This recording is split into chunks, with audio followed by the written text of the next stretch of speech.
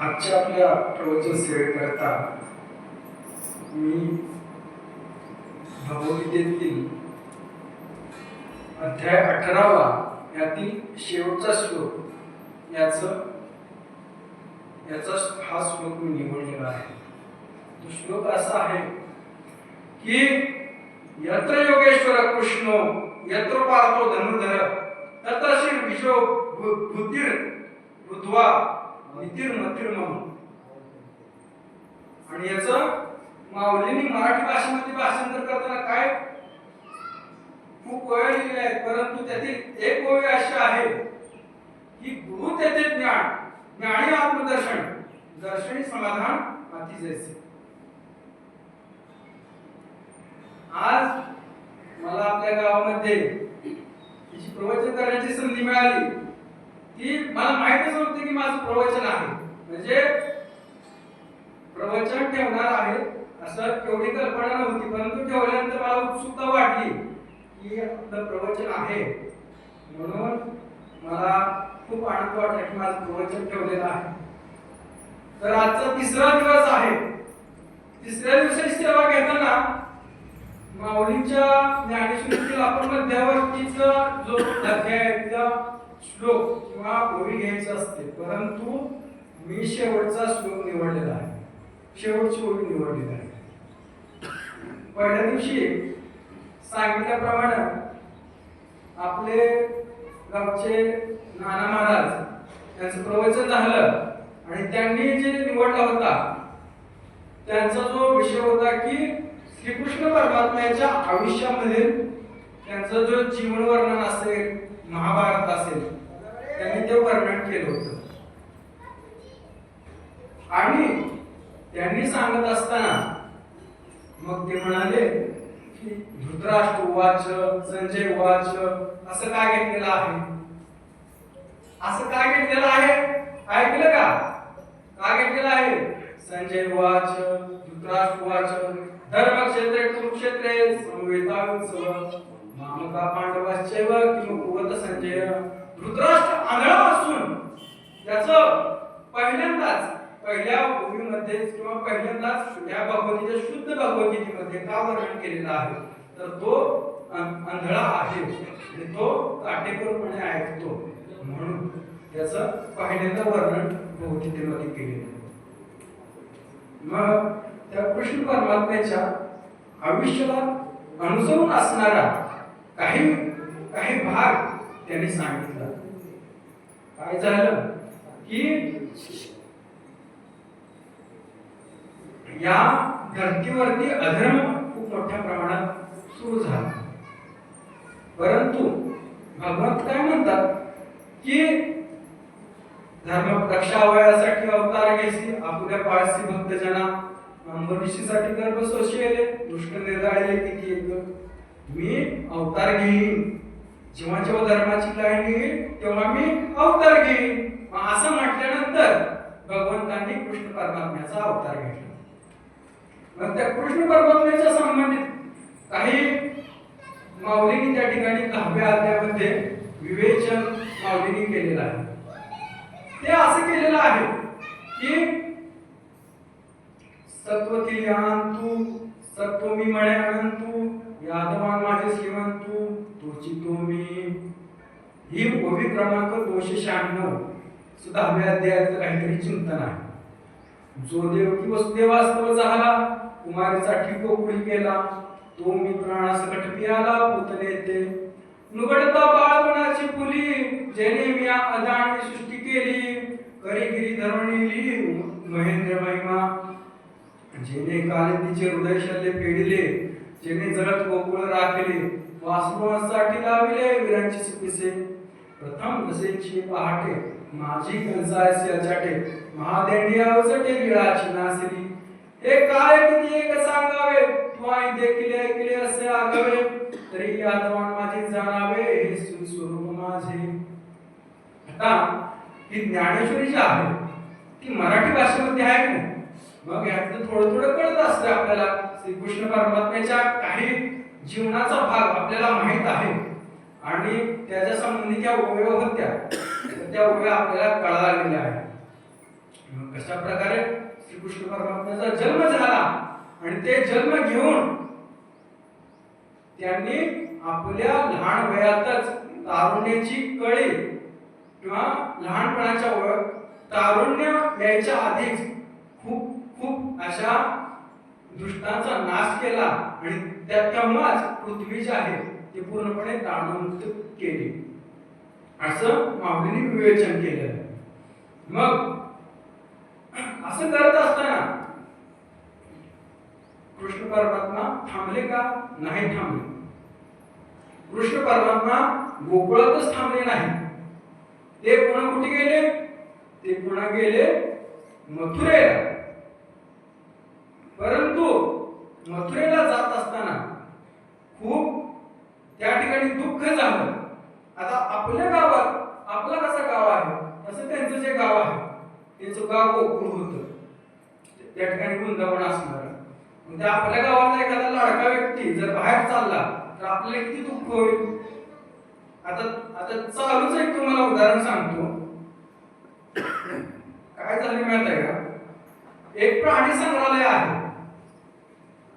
ते प्राणी संग्रहालय कुठं आहे, गुजरात मध्ये. त्या गुजरात मध्ये ना ते प्राणी संग्रहालय आहे ते भारतातल्या सगळ्यात श्रीमंत माणसाचं आहे. त्याचं नाव आहे धीरूभाई अंबानी. आणि त्या धीरूभाई अंबानीच्या मुलाचं असं आहे की त्या प्राणी संग्रहालय हत्ती पाहिजे होता, म्हणून त्याने ती आपल्या कोल्हापूर जिल्ह्यात एक गाव आहे नांदणी म्हणून, ते आपल्याकडे आहे. आणि त्या नांदणीतून एक हत्ती जो आहे तो हत्तीतला हत्ती त्याला तिथं पाहिजे होता गुजरातमध्ये.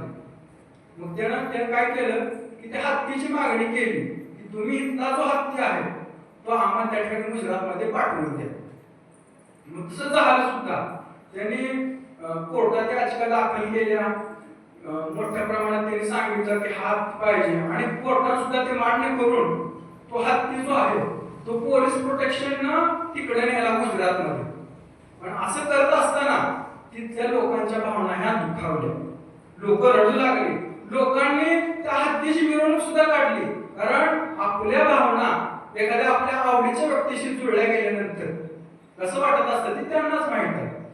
असा एक भाग आहे, तुम्हाला भाग सांगितला. आता ते तो हत्ती माघारी आणण्याचं चालू आहे, त्याचं काय खूप चालू आहे. परंतु इथं आपल्या इथं काय आलं की कृष्ण परमात्मा जेव्हा गोकुळातून मथुरेला जाऊ लागले तेवढे काही गोप रडू लागले, ते दुःख सहन होईना.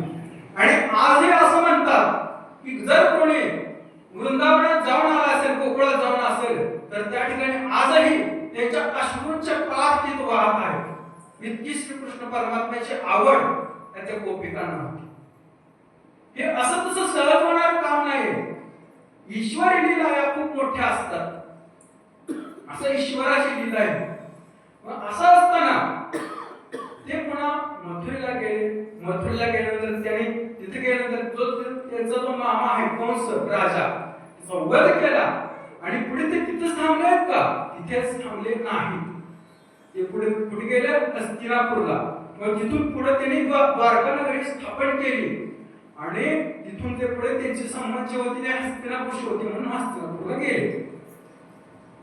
इथे हा गुणधर्म आहे की औदार्य हा गुणधर्म आहे. म्हणजे हळूहळू आपण भगवंताचे जे लीला आहेत त्या लीलांच्या माध्यमातून त्यांची गुणवैशिष्ट्ये आहेत, त्यांनी आयुष्यात कशा प्रकारची कामगिरी केली किंवा काय काय केलं, कसं त्यांची लीला आहे हे आपण जाणून घेऊया. आता मी तुम्हाला खूपच डेप्थ मध्ये म्हणजे खूपच खोलवर जाऊन सांगणार, परंतु तुम्ही हळूहळू ते ग्रहण करायचं. तर मी कायच करणार नाही, फक्त सांगणार आहे की मग इथं त्यांचा जो गुण आहे औदार्य हा गुण आहे, हा औदार्य गुण आहे त्यांचा. औदार्य म्हणजे काय की मला हवाय किंवा नकोय हा गुणच नाही. म्हणजे आपल्या आयुष्यामध्ये मला खूप श्रीमंत व्हायचं आहे किंवा मला खूप पैसा कमवायचा आहे असं काय काय खूप जणांचं असतं, परंतु हा गुण नसणे.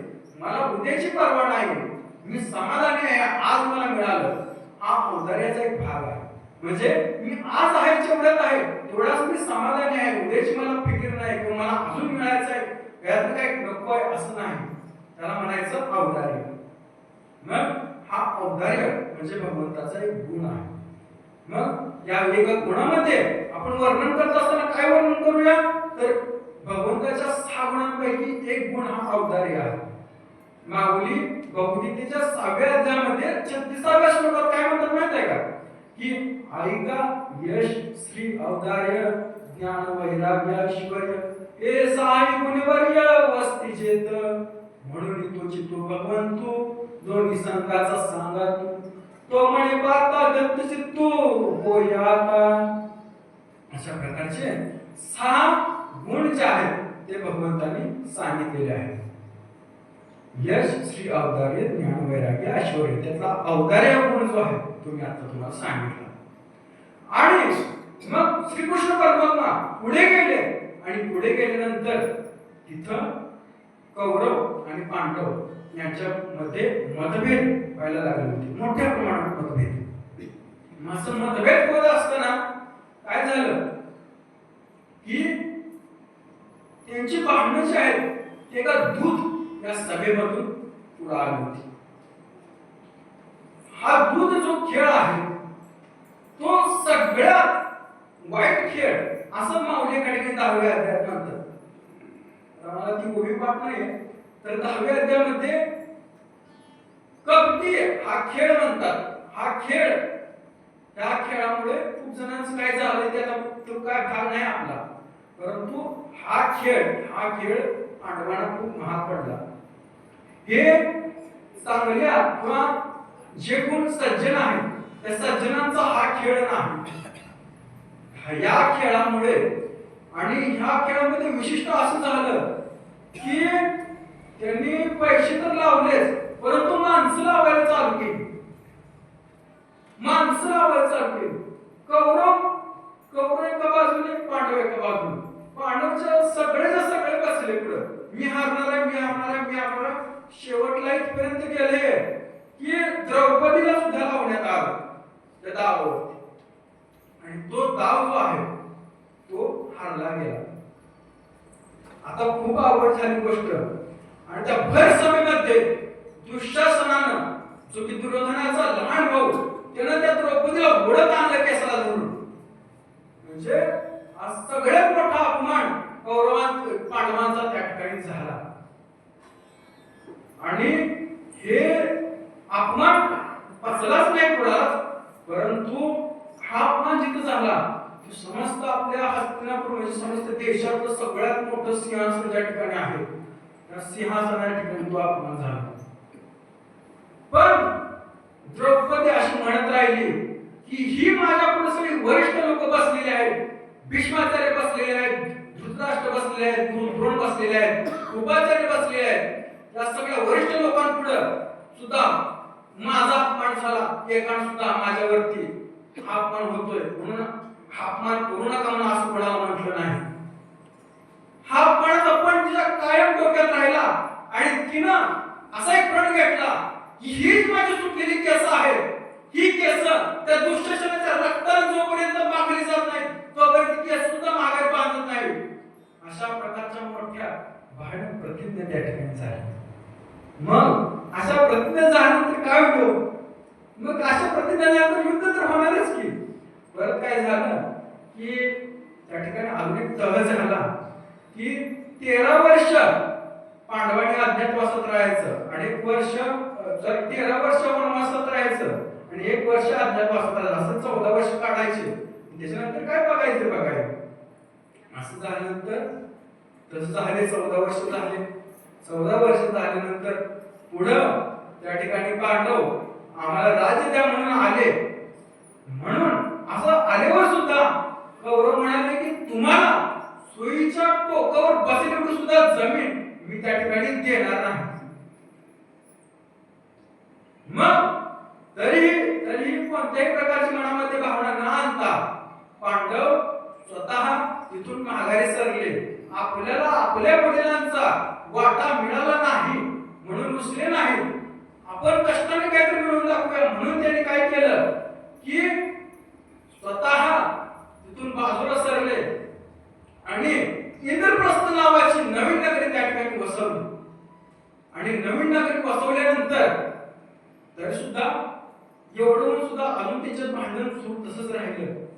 मग पुन्हा ते भांडण सुरू झाल्यानंतर पुन्हा एवढं मोठं भांडण झालं.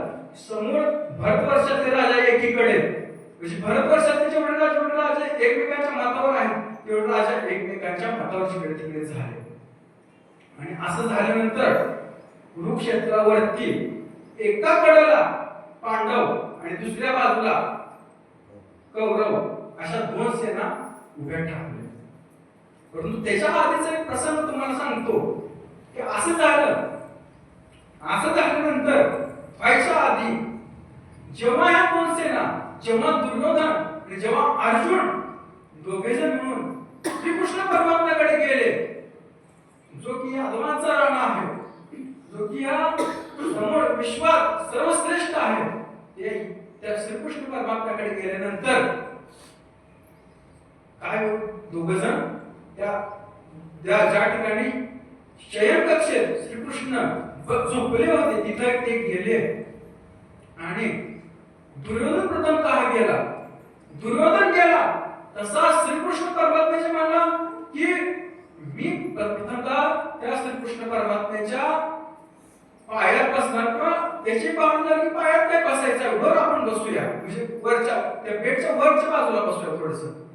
तो तिथे बसला परंतु अर्जुन जेव्हा आला दुसऱ्या वेळेस तो श्रीकृष्ण परमात्म्याच्या पायथ्याला बसला. जेव्हा श्रीकृष्ण उठले त्यावेळेस त्यांना प्रथमतः अर्जुन दिसला आणि श्रीकृष्ण म्हणाले असतील की अर्जुना केव्हा आलास, काय हवाय, काय झालंय, काय. मग त्या ठिकाणी ते सगळे हकीकत सांगितली. दुर्योधनही त्या ठिकाणी त्यांना दिसला. मग बरं ठीक आहे म्हणाले, तुमच्या दोघात जर युद्ध होत असेल तर मी आता तुमच्या दोघात एक समाधान करतो की माझे जे मीच आहे दोन भागामध्ये विभागतो. तो असा की एका भागाकडे असेल मी आणि दुसऱ्या भागाकडे असेल माझी समूळ यादव सेना. परंतु पहिल्यांदा कोण त्याची नियुक्ती करणार तर पहिल्यांदा अर्जुन त्याची नियुक्ती करणार की त्याला काय हवं. असं का तर मी जेव्हा उठलो तेव्हा प्रथमतः मला अर्जुन दिसला. परंतु दुर्योधन काय म्हणाला की असं का मी पहिल्यांदा आलो इथं. श्रीकृष्ण नाही म्हणाले मला तर अर्जुन दिसला. बरं ठीक आहे म्हणला मागा मला तुम्हाला काय मागायचं. अर्जुन म्हणाला मला यादव सेना नको मला तुमच्या बाजूने म्हणजे तुम्ही आमच्या बाजूने लढावा अशी आमची इच्छा आहे. मग श्रीकृष्णाने काय केलं ठीक आहे म्हणले की मी पांडवांकडे आहे आणि कौरवांकडून कोण आहे म्हटल्यानंतर कौरवांकडून पूर्ण यादव सेना अशी विभागणी झाली. म्हणजे या ठिकाणी मी ह्या दृष्टांताचा काय बोध आहे तर एकीकडे समूळ यादव सेना आणि दुसरीकडे श्रीकृष्ण परमात्मा. आणि जेव्हा हे सगळं होत होतं तेव्हा श्रीकृष्ण रथावरती स्वार झाले अर्जुनाच्या. परंतु हे प्रतिज्ञा अशी केली त्यांनी या समूळ लढाईमध्ये मी शस्त्र उचलणार कधीच नाही. असं झाल्यानंतर आणि मी सारथ्य अर्जुनाचं करेन म्हणजे मी अर्जुनाचा सारथी होईल रथ चालवेन अर्जुनाचा. मग भगवंत अर्जुनाचा रथ चालवू लागले. मग कुरुक्षेत्रावरती मोठ्या सेना की भारतवर्षामध्ये सगळ्यात मोठं युद्ध जे आहे ते होणार होतं आणि एका बाजूला कौरव दुसऱ्या बाजूला पांडव. परंतु एवढं सगळं झालंय एवढं सगळं उभं राहिलंय त्याच ठिकाणी अर्जुन तेव्हाच म्हणाला की मला आता युद्ध करायची इच्छा नाही राहिली आणि माझा रथ जो आहे तो प्रथमतः मला या कौरव आणि या पांडव सेनेच्या मध्ये न्या आधी पहिले माझा रथ. हा कोणाला म्हणाला श्रीकृष्णाला. असं का तर मला बघू द्या की माझ्या पुढे कोण कोण उभा राहिलंय मला कोणाशी लढायचं. मग श्रीकृष्ण परमात्म्याने रथ जो आहे तो रथ जो आहे तो त्या बरोबर दोन सेनेच्या मध्ये घेऊन उभा ठेवला आणि त्याने पाहिलं की सब माझ्या पुढे कोण आहे तर माझ्या पुढे माझे समग्र चुलत बंधू, माझ्या पुढे माझे गुरु द्रोणाचार्य, माझे आजोबा भीष्म पितामह हे सगळे मोठे वीर आहेत, कर्ण आहे. असं पाहिल्यानंतर अर्जुन हा रथाच्या पाठीमागे जाऊन थांबला आणि तो म्हणाला की आता मला युद्ध करण्याची काय राहिली नाही इच्छा आणि आता नको वाटायला लागलं युद्ध. परंतु श्रीकृष्ण परमात्म्याने त्याला सांगितलं की आता आपण कुठे आहोत आणि आता आपण सगळं युद्ध सगळं बनवून जिकडे सेना उभे केले आणि तू आता मला म्हणायला लागलाय की युद्ध नको आहे. हा तुझा पुरुषार्थ नाही, क्षत्रियाचा हा धर्म नाही की मनामध्ये दया येणे मनामध्ये करुणा येणे हा क्षत्रियाचा धर्म नाही. रणी निगता शूर न पाहाय माघारे तैसे मद करे. म्हणजे रणात जेव्हा निघतो वीर तेव्हा त्याला माघारी पाहायचं नसतं आणि युद्ध कधी थांबवायचं नसतं असं श्रीकृष्ण परमात्मा अर्जुनाला म्हणतात. परंतु अर्जुन काय मानायलाच तयार.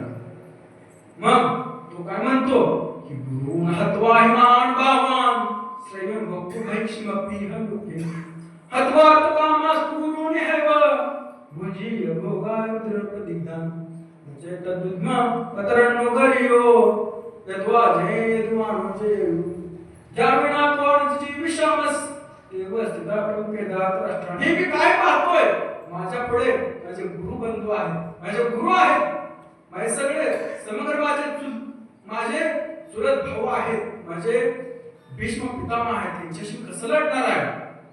मग श्रीकृष्ण परमात्म्याने ही जी 18 अध्यायाची भगवद्गीता त्याला सांगितली.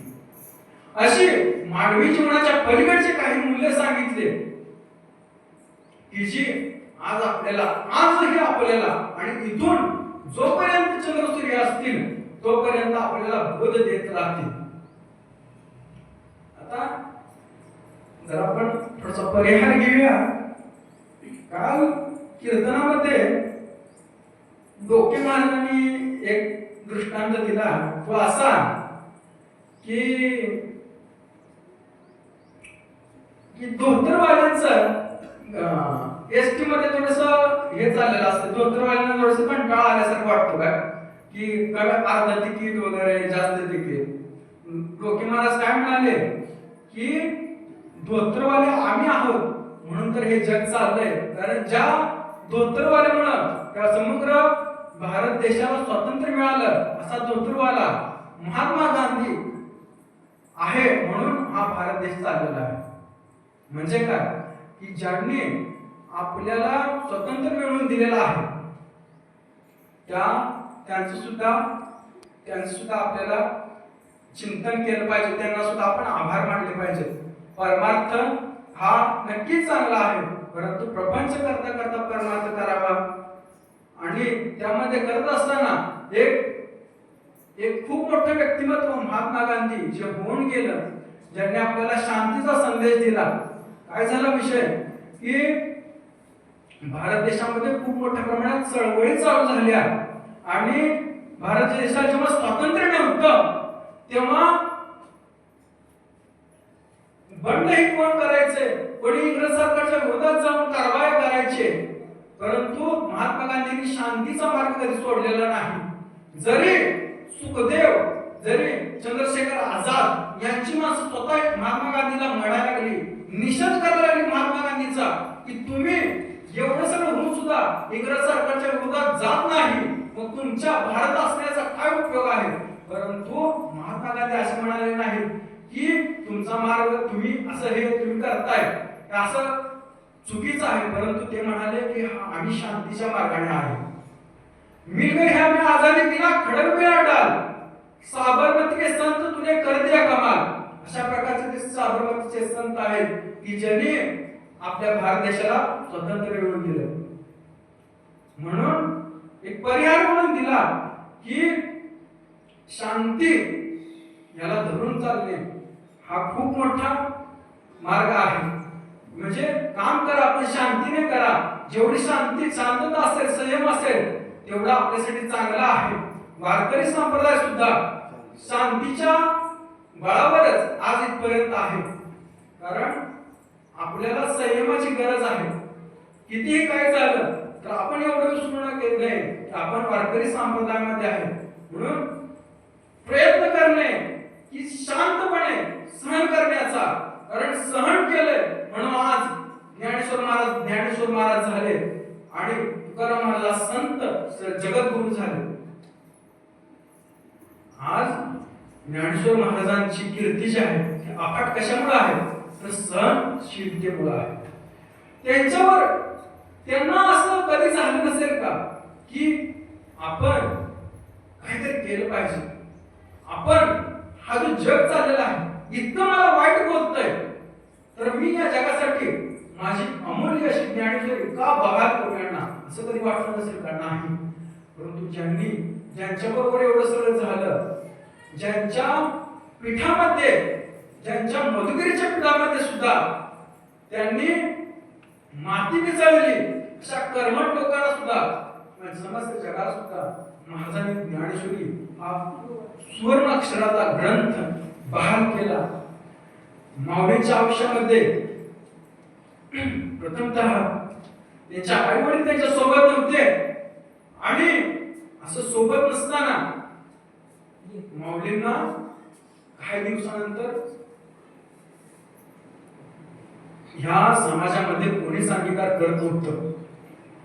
ही खूप मोठी दुःखांतिका होती की आम्हाला समाजामध्ये कोण सुद्धा घेईना, हा समाज आम्हाला बोलत नाहीये, हा समाज आमच्या सोबत दोन शब्द बोलायला तयार नाही.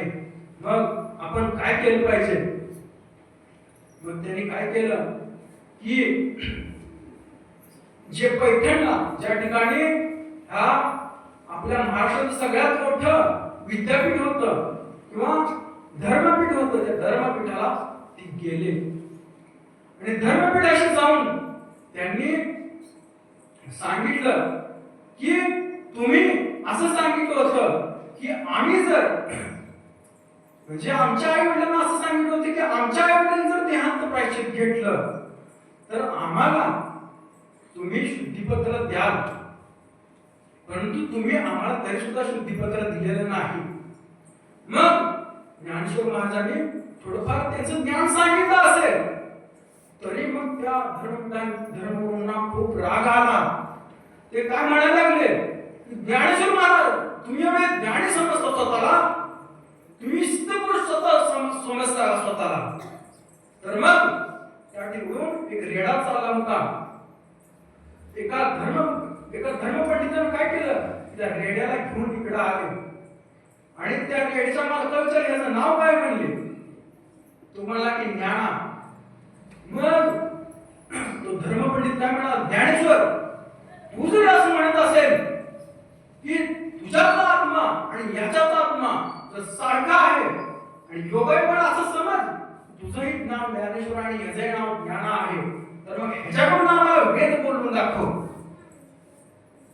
मग ज्ञानेश्वर महाराजांनी कोणत्याही प्रकारची मनात शंका न आणता पुढे सरसावले आणि त्या रेड्याला स्पर्श केला आणि रेड्याला स्पर्श करता त्याला रेड्याला श्रुती म्हणायला सांगितल्या. ज्ञाना श्रुती म्हण असं म्हणायला तो रेडा जो आहे तो श्रुती म्हणू लागला, तो वेद बोलू लागला. जयाची द्वारी सोन्याचा पिंपळ अंगी ऐसे बळ रेडा बोले, करील ते काय नोहे महाराज, परी पाहे बीज शुद्ध अंगी. जयाने घातली मुक्तीची गवादी, मिळाविली माती वैष्णवांची, कामने तेथे सुखा काय ऊने, राय समाधाने चित्ताची. करील ते काय अन्वय महाराज, परी पाहे बीज शुद्ध अंगी. असं ज्ञानेश्वर महाराजांचं कर्तृत्व आहे की आता काय सांगितलं की जयाचे द्वारे सोन्याचा पिंपळ, म्हणजे आळंदीमध्ये ज्यांच्या द्वारामध्ये सोन्याचा पिंपळाचं झाड जे आहे त्या घरामध्ये ज्ञानेश्वर महाराज वास करत होते. आणि महाराजांचे कर्तृत्व एवढं मोठं आहे ते रेड्याला सुद्धा त्यांनी बोलून दाखवले.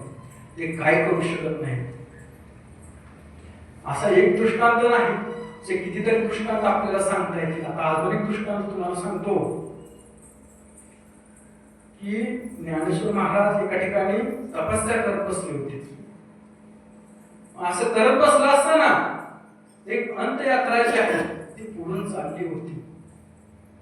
ती अंतयात्रा पुढून जात असताना ती वाजत गाजत चालली होती. आणि ती वाजत गाजत चालली असताना त्यावेळेस त्या काळी सती जाण्याची प्रथा होती. म्हणजे ज्यावेळेस आपला जो पती आहे तो पती जेव्हा मरतो तेव्हा त्या पत्नीनेही त्याच्या चितेमध्ये उडी घ्यायची आणि जीवन कार्य संपवून घ्यायचे, अशी प्रथा होती, सती प्रथा होती. मग असं होत असताना त्या जो मृत व्यक्ती आहे, त्या मृत व्यक्तीचा सच्चिदानंद ते वारले होते. त्यांची ती मृत यात्रा होती आणि ती यात्रा चाललेली असताना मागे त्यांची पत्नी होती. मग ती पत्नी, त्या पत्नीला दिसलं की पुढं एक योगी तपस्या करत बसलेला आहे आणि तिला असं वाटलं, तिच्या मनामध्ये एक इच्छा निर्माण झाली की आपण या जो कोणी तपस्या करत बसलेला आपण याचं दर्शन करावं. मग तिनं दर्शन करायला पुढे सरसावली. दर्शन घेतलं तेव्हा तिच्या हातातल्या बांगड्या वाजल्या आणि त्या बांगड्या वाजल्यानंतर ही ज्ञानेश्वर महाराजांनी आशीर्वाद दिला की सदा का असतं ते सौभाग्यवती भव. सौभाग्यवती भव असा आशीर्वाद दिल्यानंतर तिला वाटलं की आता ह्या महाराजांनी काय म्हणून बसले, माझे तर अंत्ययात्रा चालू आहे, माझे पती वारले आहेत आणि महाराजांनी मला सौभाग्यवती भव आशीर्वाद दिलाय. मग ती महाराजांना म्हणाले की समाधीतून बाहेर या. मग महाराज बाहेर आले समाधीतून आणि त्याने ती म्हणाली महाराजांना, हो महाराज म्हणाले की आता माझे पती गेलेले आहेत आणि त्याची अंत्ययात्रा चालू आहे, तिथून मला तुमचं दर्शन करावं असं वाटलं म्हणून मी इथे आले आणि तुम्ही मला काय आशीर्वाद दिला. आशीर्वाद मला आधीच्या जन्मीचा आहे का याच्या पुढच्या जन्मीचा आहे का ह्या जन्मीचा आहे. मग ज्ञानेश्वर महाराज म्हणाले की हा जो मी तुला आशीर्वाद दिलेला आहे तो तिन्हीच्या तिन्ही जन्मीचा आहे. मग ती म्हणाली की असं कसं, आता माझे पती जे आहेत ते तर गेलेले आहेत. मग ज्ञानेश्वर महाराज पुढे आले, पुढे तिथपर्यंत गेले आणि त्या मृत व्यक्तीच्या डोक्यावरून हात फिरवला आणि म्हणाले की उठ सच्चिदानंद उठ. असं म्हटल्यानंतर तो सच्चिदानंद ते उठले. म्हणजे हे असतं संतांचं श्रेष्ठत्व. परंतु इथं एवढं कधीच लक्षात घेऊ नये की लोकांनी मला प्रणाम करावा कारण मी चमत्कार केलाय म्हणून मला नमस्कार करावा असं डोक्यामध्ये कधीच नाही, असं त्यांची भावना नाही. फक्त दाखवून दे, फक्त सांगायचं आहे की परमात्मा कसा आहे आणि योग्य पद्धतीने तुम्ही परमात्म्याच्या पर्यंत कसं पोहोचाल, असा एक दृष्टांत आहे. आणि पुढे तो सच्चिदानंदाला ते घेऊन गेले आणि ज्ञानेश्वरचे जे लेखक झाले ते सच्चिदानंद झाले. असं आहे. तर दोन दृष्टांत झाले आणि माऊलींनी असे दृष्टांत दाखवून दिले आणि पुढे एक हरिपाठही आहे. हरिपाठाचं चिंतन आहे. हरिपाठाच्या प्रत्येक कळवळीनंतर आपण काय म्हणायला पाहिजे की हरिमुखे म्हणा, हरिमुखे म्हणा, पुण्याची गणना कोण करेल. हरी हरी हरी म्हणा, कायम हरीचं चिंतन करा. तर अजून एक सांगतो, आज काय आहे, आज आहे श्रावण सोमवार. रामकृष्ण वाचा भाव हा जीवाचा, आत्मा जो शिवाचा राम जप. हरिमुखे म्हणा, हरिमुखे म्हणा, पुण्याची गणना पुण्य करी.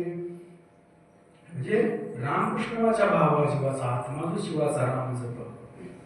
चिरंतन कायम असं ध्यान शिव म्हणजे शंकर हर रामचंद्रांचं करत असतात आणि विष्णू परमात्मा सुद्धा कायम ओम नमः शिवाय म्हणून बसलेले असतात. असे अद्भुत बंधन आहे. आणि आता जो श्रावण सोमवार आहे त्या श्रावण सोमवाराच्या दृष्टीनं दृष्टांत सांगतो. काय झालं की एकदा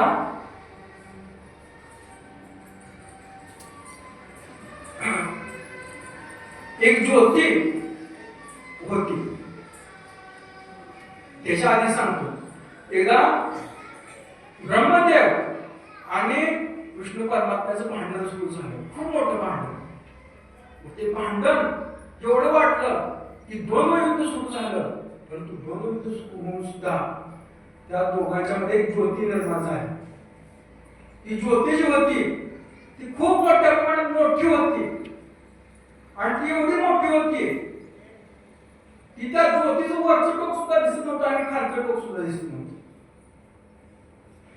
आणि असं होतं.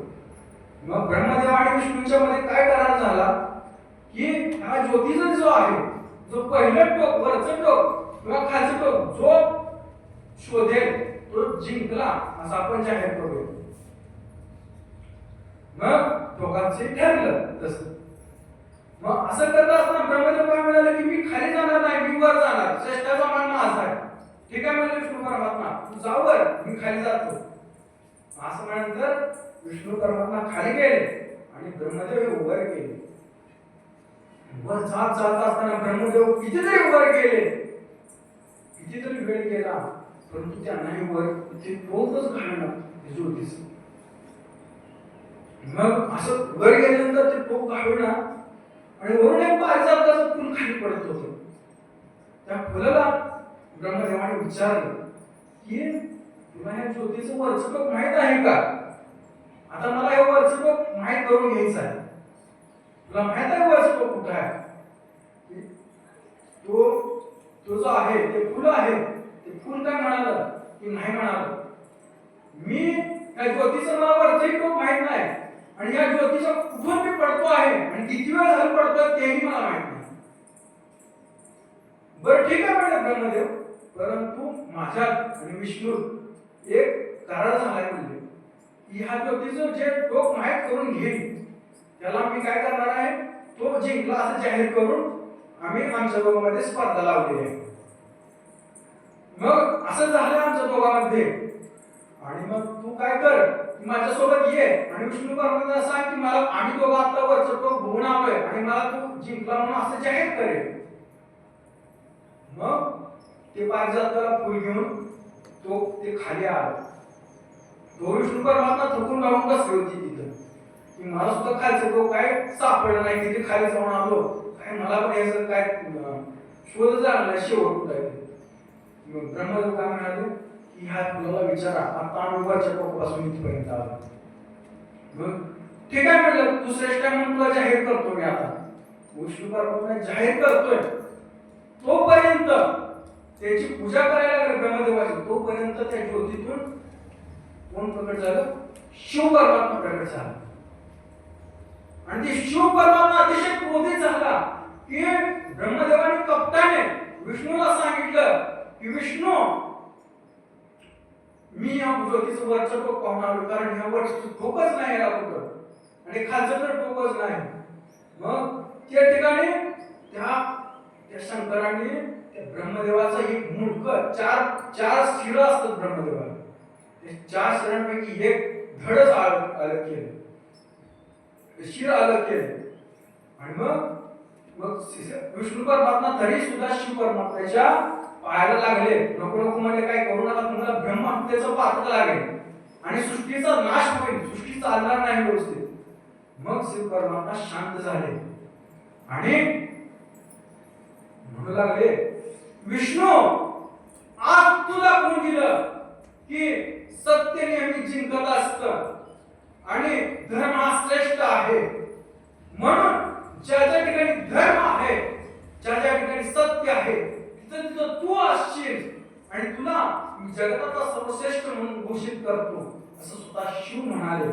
आणि त्याची जी काही पूजा ते करायला सांगितली. म्हणून असं शिव परमात्म्याचं वर्णन या ठिकाणी ही एक कथा तुम्हाला मी सांगितली. आणि आपल्याला तर माहित आहे की हे 3 देव एकत्र जेव्हा येतात तेव्हा दत्तात्रयाचा एक अवतार आहे. परंतु दत्तात्रयाचा जो अवतार आहे तो असा आहे की त्याचे जे वर्णन आहे की तुकाराम महाराज असं म्हणतात की तीन शिरे 6 हात तया माझे दंडवत, काके जोडी पुढे श्वान नित्य जाणवीचे स्नान, असं तुकाराम महाराजांनी त्याचं वर्णन केलेलं आहे. म्हणजे 3 शिरे 6 हात या माझे दंडवत, दत्तगुरूंचा एक अवतार जो आहे तो दत्तगुरूंचा एक अवतार म्हणजे 3 देवांचा एक अवतार आहे. आज एवढं का सांगितलं तर आज श्रावण सोमवारपैकी दुसरा श्रावण सोमवार आहे. म्हणजे आजपर्यंत काय झालं की एकदा समुद्र मंथन झालं आणि समुद्र मंथन झाल्यानंतर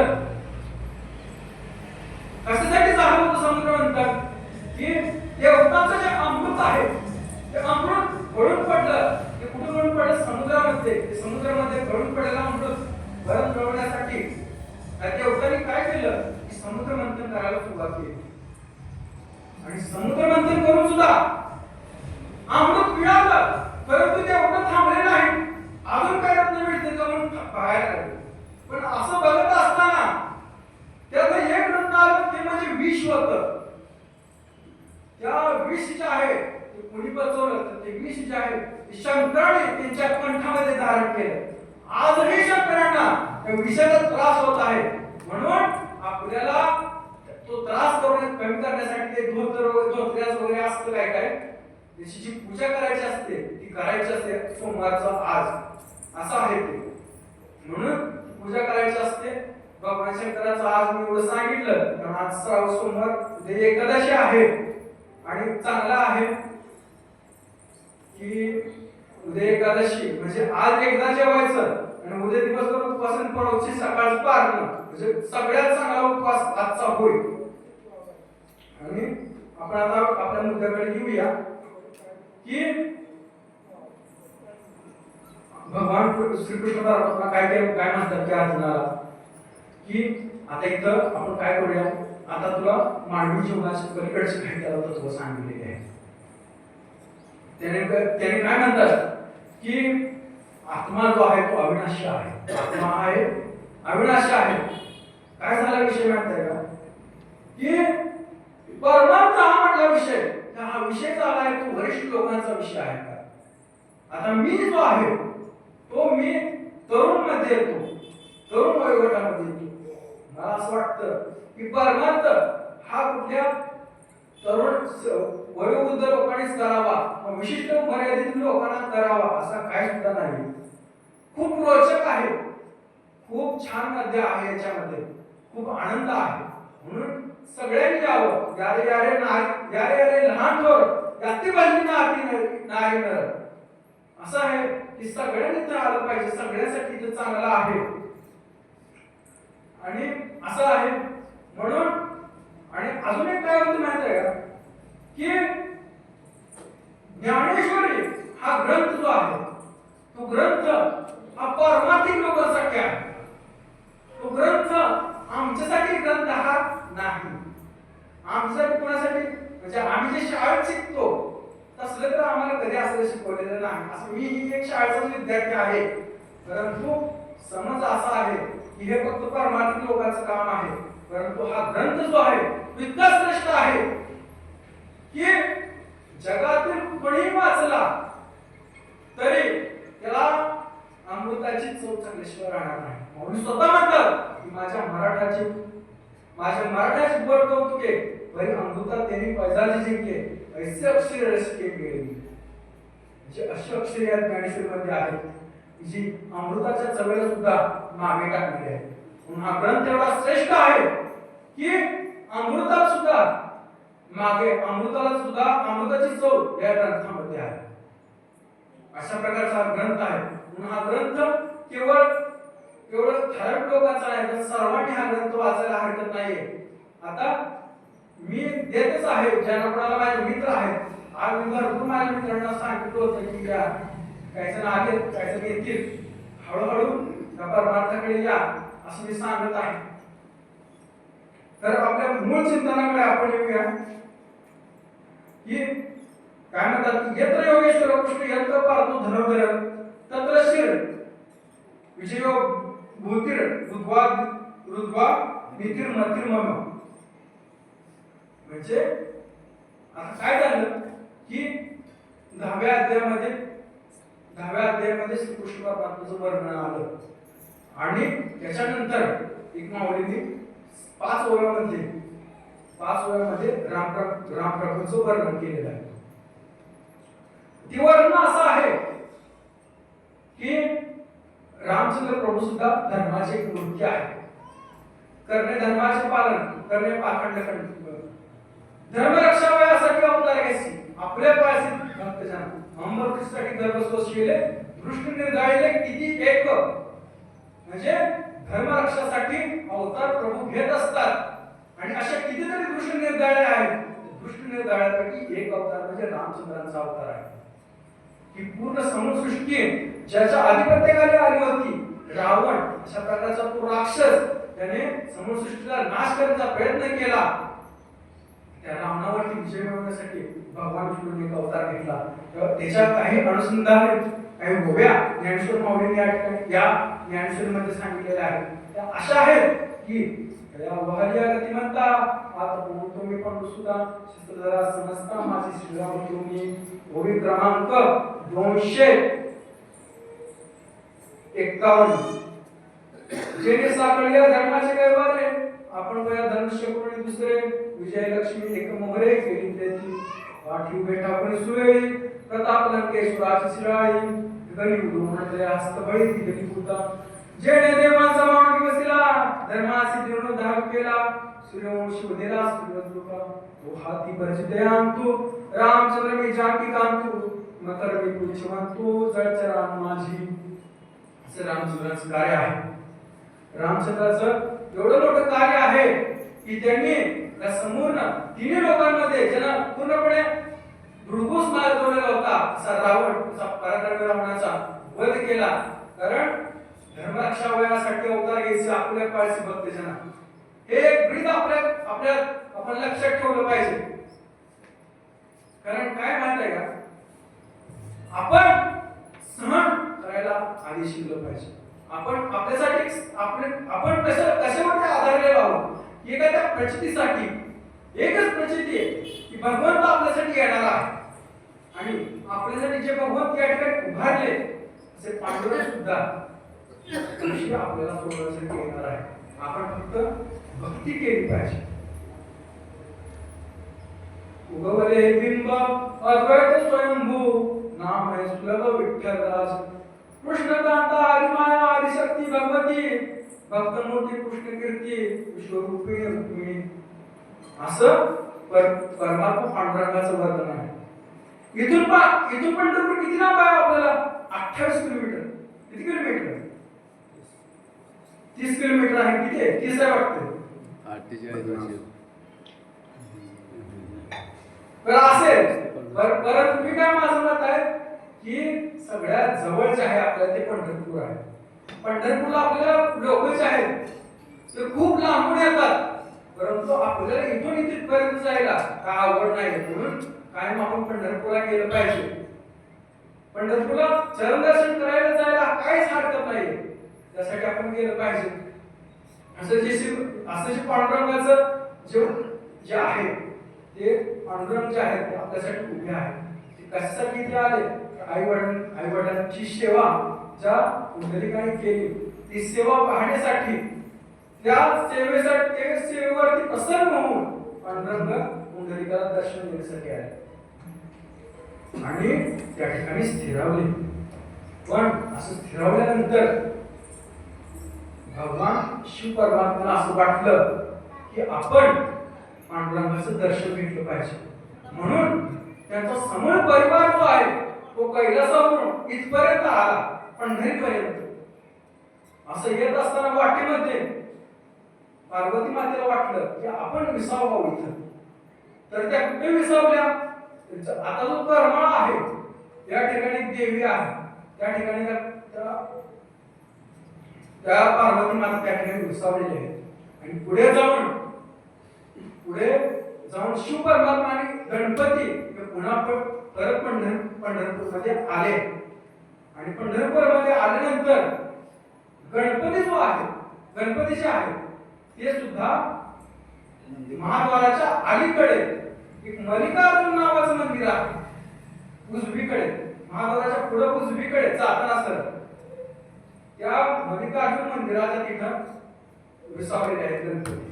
जर आता जरी तिथं आपण जर गेलो तर नक्की आपण त्या तिथं गेल्यानंतर त्या गणपतीचा किंवा तिथे एक लिंग आहे, त्या लिंगाचं आपण दर्शन घेतलं पाहिजे. कारण ते खूप महत्वाचं आहे.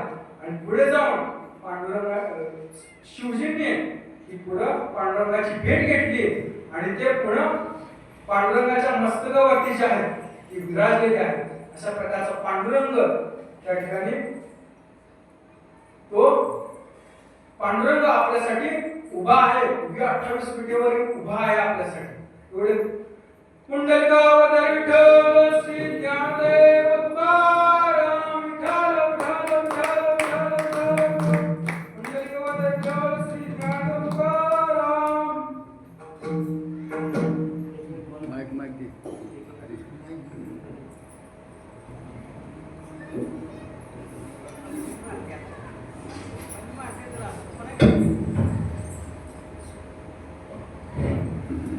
ज्ञानदेव तुकाराम ज्ञानदेव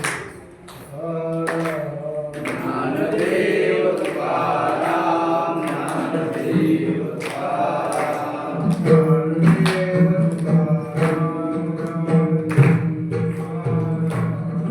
ज्ञानदेव तुकाराम ज्ञानदेव